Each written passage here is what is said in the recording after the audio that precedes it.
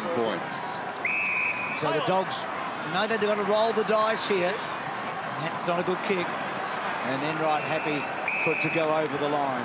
They've been courageous all night in terms of the way they've attacked the football. It's now to be courageous with ball in hand and really attack the corridor and get some speed on the game. Yeah, you feel like they've got to do some corridor footy, don't you? Yep. Got to get there the quick way. Well played, Murphy. Centre wing, one-on-one, belted away by Enright. And Griffin running on. I feel like a Griffin or a Cooney's got to get the ball in their hands right now and break the line. Griffin a bit hobbled for the moment, so might be hard for him to do that just now. Minson belts it forward, but only as far as Simpkin. To Chapman, back to Simpkin. Simpkin looks up, wobbly kick, but out in front of Podsy Adley. Lake and Johnson, he's done everything tonight, Stevie J. Held up by Lake, and then Lake turns him over and a ball. Make it an attempt. Stevie J got any hope for the Swiss man of the match tonight? It'd just be very fitting if he kicked the last goal just to try and seal the game, because he's been the difference upfield. Well, gave off a hand pass. One of those lookaways. There he is, marked by Robert Murphy. Terrific feature at half-time. There's Johnson again, he's relishing this. Murphy, though, comes away with the footy, goes to Cooney. Pierce. Boyd into Mines. Lake and Boyd, a lot of talent there. They combine on that last line for the Dogs. Driven out towards the wing. Enright will get a... Wow. Interesting. Goes against Dixon, but Dixon grabbed Enright. And that's the point he's making. This is where they've got to go back into the centre square if they can. I mean, someone drops out wide, but just someone's got to try and get a more direct line to goal and around the boundary. That decision was fair enough on reflection. Yep. So Liberatore is still down that line. Couple of big flies. Higgins, Skinner was there. Jones at the back. Geelong have got some good numbers back here. Skinner's got Chappie wrapped up. Couldn't quite get it out. Lonergan handed the ball to Taylor Hunt, and Stringer runs it out of play. So Skinner's been interesting. Kicked a specky goal. He's done a couple of things. Looks a real athlete, doesn't he? Just another great story in the AFL. Cooney. I reckon he's been really encouraging tonight, Cooney. Kicks the ball to about 50 and a boundary throw. Lee, have you seen some signs from Cooney or not? Yeah, no, he has been a little bit better. He hasn't been able to get out into space. It's that extra burst of acceleration to get into the clear is what he's struggling with these days. Selwood dropped it down. Chapman held up. Cats with a cosy lead late in this match. Cooney brought down by Stringer and hit a ball up. Now it's trapped. The ball was knocked out in the... Thank you, Adam. Well, need to create from the stoppage here, the Dogs. Just outside the 50. Cross went up close to the boundary line. Can Griffin keep it in? Well, apparently he did. It was touch and go.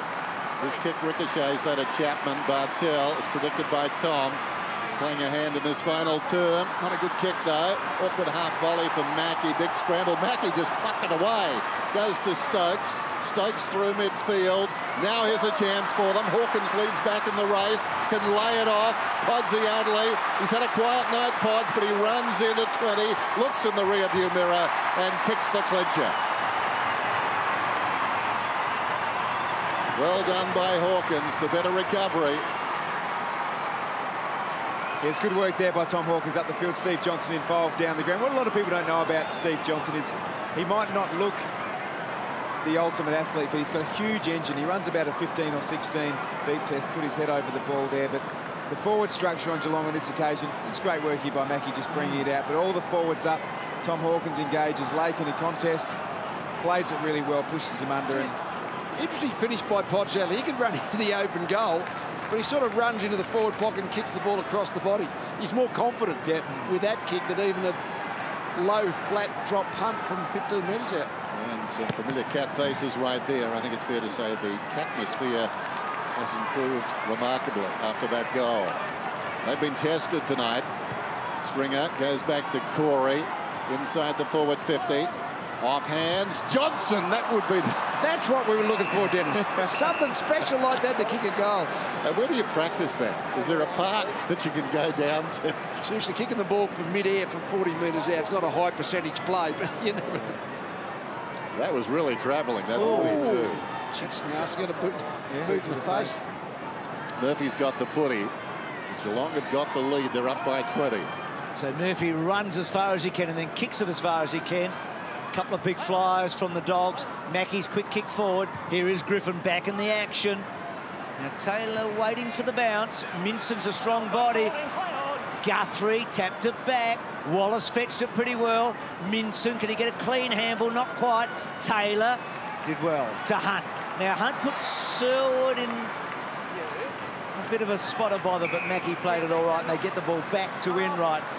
So they're 20 points in front of the Cats. The last time we were here on a Friday night for the Dogs, Collingwood beat them by 21 points. So it's been a similar performance tonight. On that night, they sort of led Collingwood. It has been. They were in the game, but just didn't quite have the class to win it. But I mean, I think the competitiveness, they're getting pretty much the best out of what they've got. They haven't got much talent in the forward line, so hard to score. They've only got 11. We said 12 goals would be a good performance, but they've at least got 11.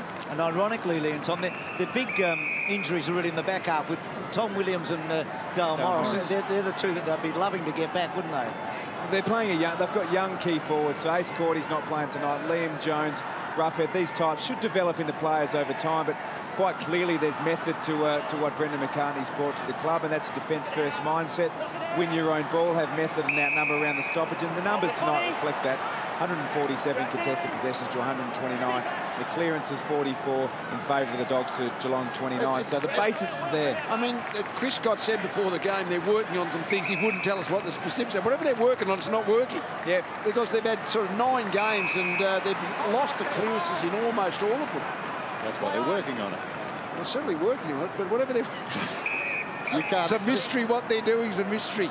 They have closed sessions. They'll perhaps turn up to a closed game shortly. There's the kick close to the boundary line, and the mark is taken by Stokes. Need to report too that Josh Hunt took a terrific mark going back with the flight of the ball in this term at a pivotal time. On the line, and the mark is taken by Hawkins on his chest. Worked his way really well into the game, Tom. It's been a good matchup, that one. Austin's been a reasonable player too. There he is, getting a fist on that. He's been solid. Yes, he has. Been really good. Came across from Carlton. They'll be pleased with his development. He's a tall defender. Not all that tall, mind you. He's giving away some size. Nice shiner for Picken. Boundary throw in. Dying seconds of the game. And the Cats win a really hard-fought match led by that man. A virtuoso performance by a football genius, Stevie Johnson.